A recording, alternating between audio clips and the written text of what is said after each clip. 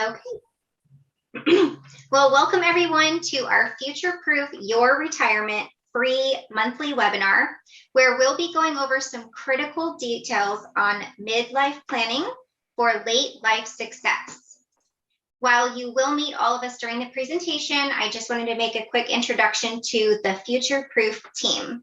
We consist of Alicia Mack, a senior living advisor with Oasis Senior Advisors, Joy McMurchie, a certified financial educator, and my name is Jackie Walter. I'm a health and Medicare insurance broker with Translating Insurance. And today, our guest speaker is Brian Hoge, a realtor, and more specifically, a senior real estate specialist with Oregon First. Our purpose when we created this resource group was to focus on educating people so they're prepared for a successful and crisis-proof retirement and late life. While you just met the founders, every month we will have guest speakers adding value to our free webinar, including speakers on estate planning, forever home planning, supplemental insurances, and tax planning. Our vision is to bring up those questions that you wouldn't think to ask so that we can help you prepare before it's too late. It's always better to have a plan before you are in crisis mode. So our first presenter today is the lovely Joy McMurchie. Well, thanks so much, Jackie. I am always so glad to be on these, and I find that I learn something new myself every time. So I hope that all of our attendees also get that. Today I'm going to be talking about what you need to successfully navigate your retirement and finish strong. Next. So when you imagine yourself entering retirement, sort of what vehicle do you see yourself driving off into the sunset in? Next, for most people, their car might look something like this. 62% of seniors actually rely on Social Security retirement income as their primary source of income. And with the average income from Social Security only about $1,600 a month, they really aren't getting anywhere fast. Not a lot of room for doing some fun things or traveling, seeing grandkids. Next, but maybe you've got a 401k or got into some of the more exciting areas of the stock market or one of the cryptocurrencies, and your car looks more like this, sporty and up to date. But would you take that car on anything other than a perfectly paved road? Probably not. What if life throws some obstacles in your way, the stock market drops suddenly, or you have a health crisis? Next, in those situations, you want an income and a plan that will take you through anything. It might not be as stylish as the sports car, but it has the longevity and flexibility to get you anywhere you want to go. Next, when talking to a financial professional, it can sometimes feel like you jump into the data and products without taking the time to discover not just what you need, but why you need it. The why, however, is going to be the foundation upon which your entire plan is built. So I encourage you to find someone who starts there, who takes the time to find out what your family's goals are, what your priorities are. Maybe you've got some legacy goals that you want to take care of, travel, paying for the grandkids' education, all of those things, as well as your philosophy of money goes into making a great plan for your family. Next. So these are the 7 money milestones that my firm uses to walk each family through the process of reaching their goals and dreams. And each step is essential. And today we're just going to touch on 1 or 2 of them. Really, when we're talking about making a financial plan, it starts with financial education. We want our clients to know not just what they have, but how it helps them reach their goals. At the same time, the financial industry has become overwhelming for the average person. This is really my husband's and my story, trying to figure out how to buy a house, start our retirement, and have the proper amount and type of life insurance. A Google search could not answer our questions. And we almost gave up in discouragement. But as clients, our advisor looked at all the plans out there, brought back several options for us to look at and explain how each one helped us reach our goals, and then asked which looked best to us. And we went from discouraged to confident that we could reach our goals just by having that little extra help. Next. All right. So when we're talking about what makes a good plan, really we want to start off with something that's comprehensive. Are you covered in all areas? Are there gaps that you might not know of? Maybe you don't have long-term care coverage, but several family members are likely to need it, or several of like the older family members already are using it. This was the case with one of my clients. They had no idea, though, that long-term care can cost over $12,000 per month. They only had about 4 months of long-term care funding in their savings account when the husband had a debilitating stroke last year. Because of that, their options were pretty limited when it came to when he needed to go into a care facility after he left the hospital. Is your plan cohesive? Do all the parts of your plan work together? Many times people collect, say, a 401k here, some stock there, maybe a rental property, but how do all of these parts help you reach your goal? Can you have confidence that you will reach your goal with the pieces that you have now? When we're talking about diversified today, it means much more than sort of the stocks and bonds of previous decades. Instead, we're talking about different types of money. Do you think that taxes will go up or down in the future? Probably up. What happens if all of your money is in taxable accounts, though? Many people who I talk to don't realize that PERS is entirely taxable money. Same for 401ks and traditional IRAs. We usually want to see both taxable and non-taxable money. And, that could be a Roth IRA or a cash value life insurance policy. But you should also have both a reliable income stream and accessible money on the side for bigger expenses like a new roof or a family trip. Most importantly of all, though, both partners need to know the plan. You don't both have to be the money nerd, but I know a couple where the husband fell ill suddenly and the wife had never had to pay a bill or write a check in her life. Her husband loved taking care of her that way, but she had no idea what their income was or where to find their financial accounts when he was unexpectedly in the hospital. Do both people in your household know everything about your plan, or at least where and how to access important information? Next, another important element is the timing of implementing your plan. As you can see, several things need to be put in place long before you will ever need them. Long-term care in particular needs to be addressed early because by the time you're thinking you might need it, many people in their 70s or later are still living very healthy lifestyles and able to go and have adventures and aren't really slowing down yet. But by that time, in your 70s, many of your options for long-term care will no longer be available just because you have to qualify before the age of 70 or when you're in good health. My husband's grandmother purchased her long-term care policy in her mid-50s, long before she even needed it. And she did not end up using it actually until she was 92. But she felt it was 100% worth it when it met the increased cost of her care just when she needed it. Next, let's talk briefly about estate planning. Over half of US adults do not have a will, and most people don't understand the consequences of not planning ahead. They're leaving their families with a huge mess to deal with on top of grieving for their loved one. Next, here are 4 documents that you will need for your plan. Some of them are for when you pass away, like a will or a trust, while others are used while you're alive, like the power of attorney or advance directive. You can even set up a pest trust to make sure that your furry family members are cared for.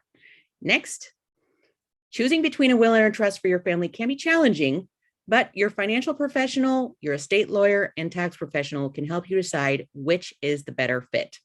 There are pros and cons to both. Next, estate taxes are also something that most people aren't thinking about, but you can see with Oregon's set at only $1 million, it's not hard to hit that with a house and say a couple retirement accounts. It's always good to have a plan before you're dealing with this sort of thing. Next, in closing, there are several benefits to working with me and my team. It's free to meet with us, and we never charge for advice. We want to make top-level financial strategies and products available for everyday people. You also get the benefit of a large team of specialists. We have experts in life insurance, retirement, investments, estate planning, and college planning on our team to help each family build their customized plan. And now I will pass you off to Jackie. Thank you, Joy. That was really valuable information there. My name's Jackie Walter. I'm a health and Medicare insurance advisor with Translating Insurance. And I understand that insurance can sometimes feel like a foreign language. And I want to help take the confusion out of health insurance solutions, both before and after retirement. We have access to so much valuable information on the internet these days, including insurance plan information, plan pricing, etc. But when you DIY your health insurance, you're not only forced to pour through 40 plus plan details and spend hours and hours of your time researching, you also have the uncertainty of wondering, did I find the right answers on the internet? Or was the advice I got from my neighbor right? And then you start to second guess yourself, and eventually you regret not reaching out to an expert in the field. An advisor can save you countless hours and help narrow down options in around 15 minutes. When people are approaching retirement, the most common questions are, what is Medicare? Do I have to enroll? What if I work past the age of 65? What if I retire before I'm eligible for Medicare? As a broker, I help understand and navigate insurance solutions for free, so you don't have to DIY. A lot of people think when they retire and go on Medicare that everything will be free and everything will be covered. Unfortunately, this is simply not true. While Medicare is a federally funded health insurance program for people who are 65 or older or those with a disability, it is not free. That's right. Medicare has monthly premiums as well as copays, deductibles, coinsurance, and there's quite a lot of things that original Medicare doesn't cover, like dental, vision, hearing, and naturopathic care. Medicare also does not cover long-term care, so it's really important that you take Joy's advice and come up with a long-term care solution when you're in your 50s, so you don't get priced out of that option later in life. Buying it in your 60s or up to 70 can be really cost prohibitive, but if you choose to age in place, I do have home care solutions that I offer for that situation. Another surprising fact is that original Medicare does not have a max out of pocket. That's right, you have unlimited financial exposure on original Medicare, which is why it's my job to help fill the gaps that Medicare leaves behind, so that we can mitigate your financial risk and help protect your retirement savings. A lot of people confuse Medicare with Medicaid. They are two completely different things, but they do both help with your health insurance out-of-pocket costs. So Medicaid is generally a state-provided insurance that you qualify for based on income levels. So it's meant for low-income individuals who can't afford premiums, copays, and coinsurance. It is possible to have Medicare and Medicaid at the same time if you're a low-income senior or Medicare eligible beneficiary. In this case, there are some additional benefits that Medicare provides, so it's always great to talk to a broker and make sure you're getting all the benefits that you're entitled to. If you do not enroll in Medicare when you are first eligible, you could face a late enrollment penalty that will follow you for the rest of your life. But there are exceptions if you have other creditable coverage. So what if you want to work past the age of 65? Do you need to enroll in Medicare when you're first eligible? Or can you delay enrollment in Medicare until you lose your group coverage? Well, it depends. If you work for a large employer with 20 or more employees, then you can delay enrollment in Medicare and stay on your group plan. But if you leave that group, you need to keep records of the dates that you had creditable coverage past the age of 65. I have seen people work past 65, they hop around to different businesses and maybe one of them closes, and 5-10 years later when they went to retire, they couldn't get the records. So if you need that proof of coverage form, I'm happy to provide that for you. Now, will Medicare be your primary or will the group plan be your primary? Again, that depends. If the employer has 20 or more employees, the group plan will be your primary insurance. You could sign up for the free Medicare Part A and have that be a secondary coverage to your hospital expenses. However, in this situation, I recommend you delay enrollment in Medicare Part B, which has a monthly premium associated with it, as it would be unnecessary. You'd have that group plan. If you work for an employer with under 20 employees, you will need to enroll in Medicare Part A and B when you are first eligible. And you'll also either need to add a prescription drug plan or stay on your group plan to maintain creditable drug coverage. In this case, it may be worth it to seek advice from a broker on if there's lower cost plans compared to your group coverage.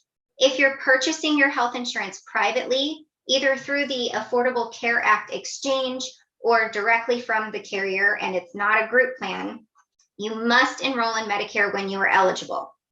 If you're receiving any advanced premium tax credits on your health insurance premiums, you would no longer be eligible for those tax credits once you are eligible for Medicare.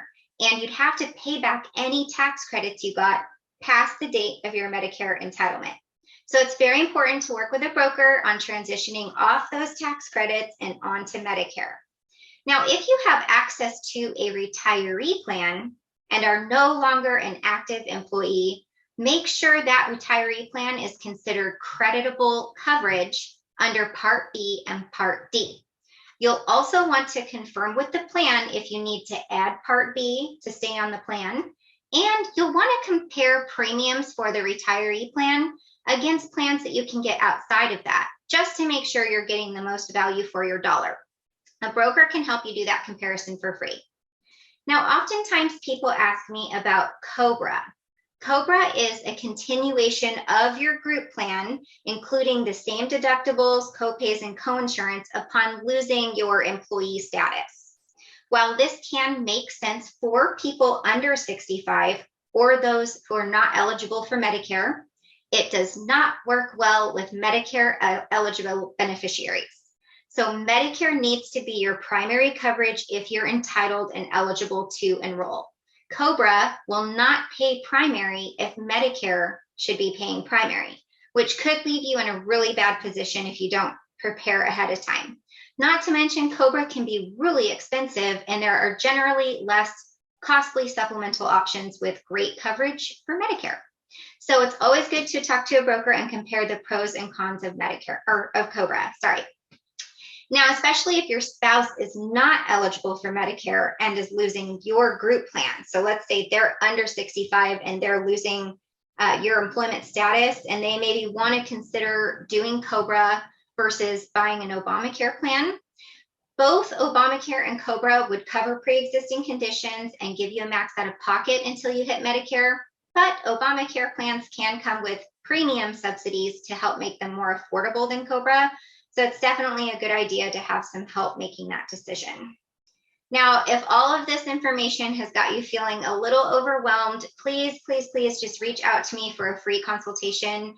We can do this several years in advance of retirement to help you prepare your budget for when you're ready to make the transition. That way, there won't be any surprises that force you to delay retirement. And now I'm going to pass this on to Brian Hoge. Thank you very much, Jackie. Great information. Your depth of knowledge is really impressive, and keep up that great work. Hello, everyone. I am Brian Hoge. I'm a realtor serving the Portland metro area. And in addition to being an Oregon First broker, I'm a seniors real estate specialist.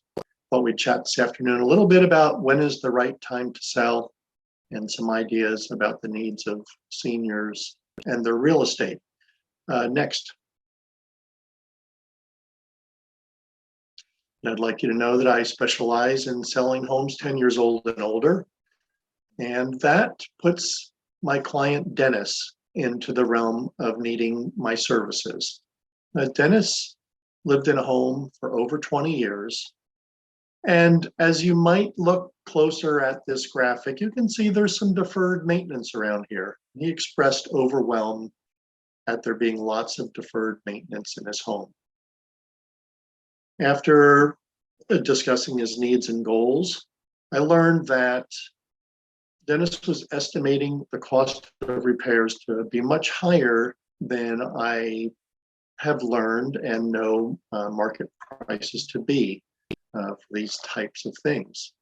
But what helped Dennis next is looking at priorities and prioritizing things that would help maximize his return on investment with repairs in regard to the deferred maintenance items.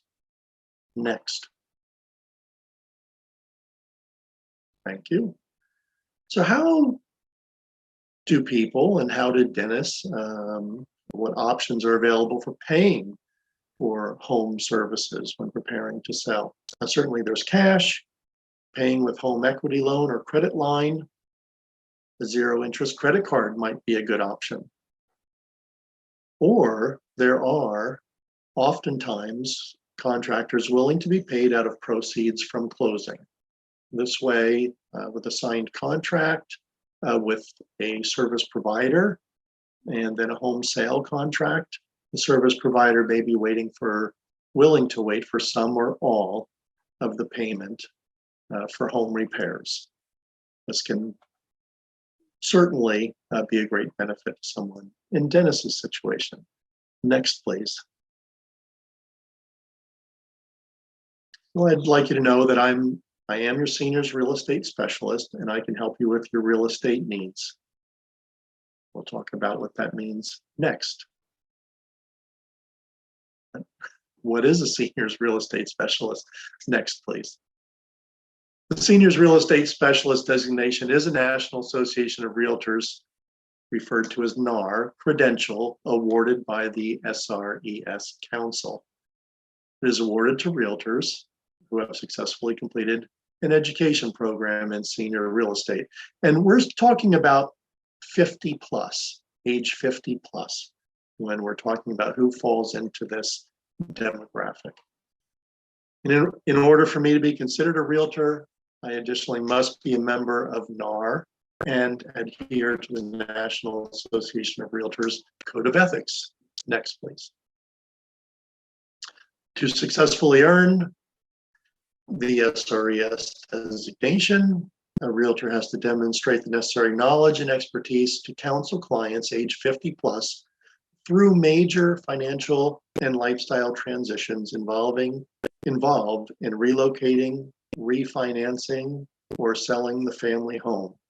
And part of the ability to do this is certainly collaborating through resources like the Future Proof team, like we're meeting here and hearing from today. Next.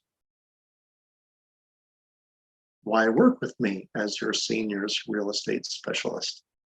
Next. As we get more mature, we require specialists to maintain our health needs, to live up as healthy as possible. So why not use a specialist trained in senior real estate to help you with your housing and equity needs as well? Next.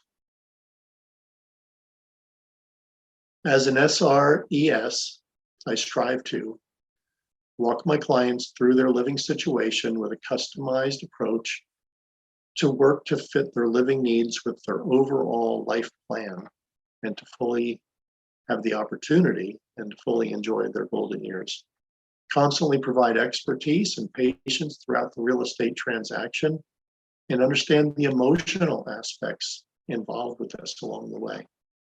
My job includes providing options and a network of solid, reliable referrals to help you in the real estate process and offer a variety of choices to reduce out-of-pocket expenses, gain cash, also known as ROI, or create or defer income streams to either stay independent or obtain financial assistance. Next. So I, again, do specialize in selling homes 10 years and older. One of the reasons why I do that is I draw from over 40 years of being a contractor and licensed general contractor. My consultations are always free, and my contact information is certainly here and will be added to some after presentation information. And next up, we have Alicia Mack.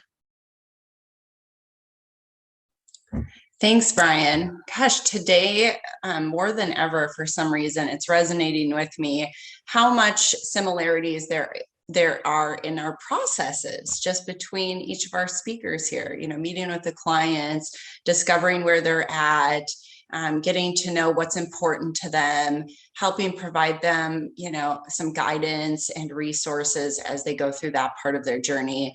I mean, very similar to each of our kind of roles and within this industry. So today, I wanted to leave you with what I like to call some thought bombs, okay? Some thought-provoking questions. Who here has experienced using a guide service before? Maybe like a fishing trip or on a vacation? Okay, good. And recently, I say recently, now it's about 6 months ago, but I went to Portugal, and I gotta say the 2 best days of the whole trip were when we got a guide. We just asked a local person to help us and show us around. And why do you think that those were the 2 best days? Well, I'll answer for you. They were able to answer questions that I wouldn't have thought to ask. They showed me some really interesting locations that were not what a normal, touristy stop might have been. And it really added to our overall experience in this new location. They help us explore where we might not have thought to look. In a lot of ways, this is very similar to the role that I play and the rest of our team here at Future Proof. So what happens when you don't have a guide? Well, things can get overwhelming pretty quick, right? Like Jackie and Brian were talking about, and even Joy, like you're looking at the mountain of what you have in front of you and all of the different options and all the time it takes to look through those options.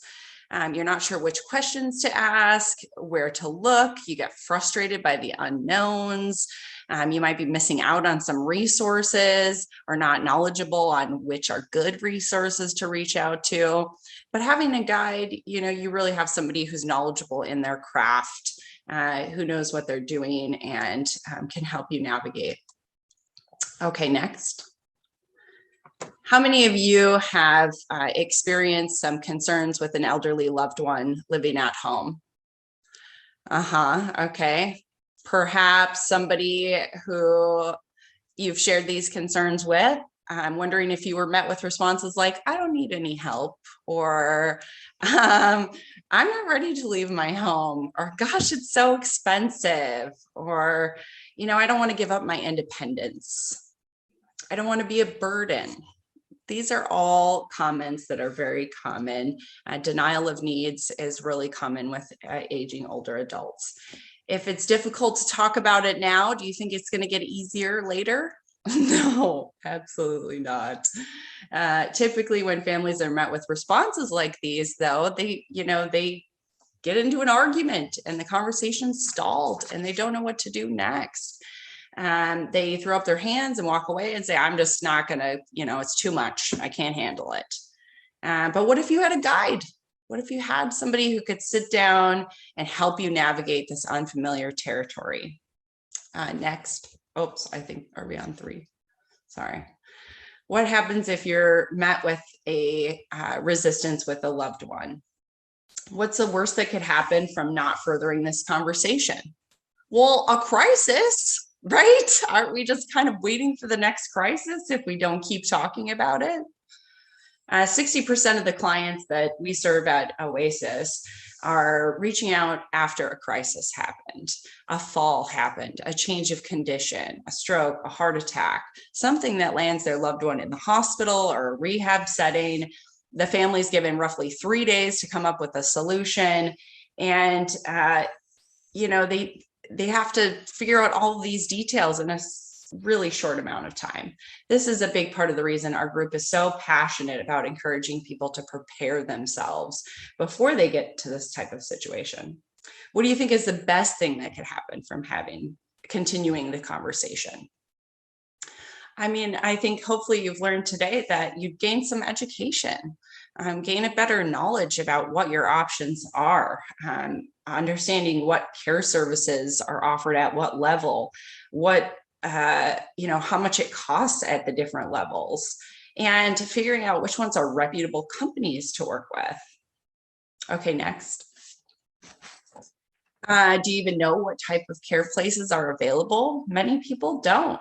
When I sit down with new clients and I'm getting to know them, a lot of what we're talking about is, questions like, when is assisted living not enough? How do I know if my loved one needs nursing home care? What's offered in an adult foster care setting? How much or how does that differ from assisted living? What happens if the only asset I have is my home? What happens if, my loved one is showing signs of dementia, but there's no power of attorney in place? What's the difference between home health and home care? What's the difference between Medicare and Medicaid, which Jackie kind of shined a light on a little bit today? And what's covered by Medicare and Medicaid? Next. It's really important that we have an opportunity to talk through some of these questions, and I think using the right approach really makes a big difference. Having a loved one, when you're met with a difficulty and you're not sure how to move forward from that conversation, sometimes we can still collaborate together and come up with a plan and get you some information so that you feel better prepared, even if your loved one is not on board with continuing the conversation. I met with several folks who are trying to have these conversations with their loved one, and the denial of needs just makes them want to throw their hands up and walk away. If the senior feels cornered or being told what to do by their children, or if they have cognitive deficits, they're going to shut down and may not want to further engage in planning or listening to reason. Everybody gets frustrated. Let me help be your guide and get a plan in place so that you're not navigating through so much information during this crisis time. There are folks like myself and our other speakers within the group who can help as a guide to navigate a plan and further the discussions before crisis. Using the right approach is where I come in. I can help you with an approach that feels collaborative and doesn't leave the senior and their children feeling like they're telling them what to do. If none of this, you can go next, sorry. If none of this resonates with you personally, perhaps you might encounter a friend or a coworker, someone who's going through this with their loved one. This is a great time to introduce a resource of a senior living advisor like myself, who can step in and eliminate some of this overwhelming stress that goes along with this journey. Oasis Senior Advisors is a free service, and we are licensed by the state to provide this service to families. There's no obligations or contracts to work with me. Let's not wait for a crisis to keep the conversation going. I am your local and knowledgeable guide.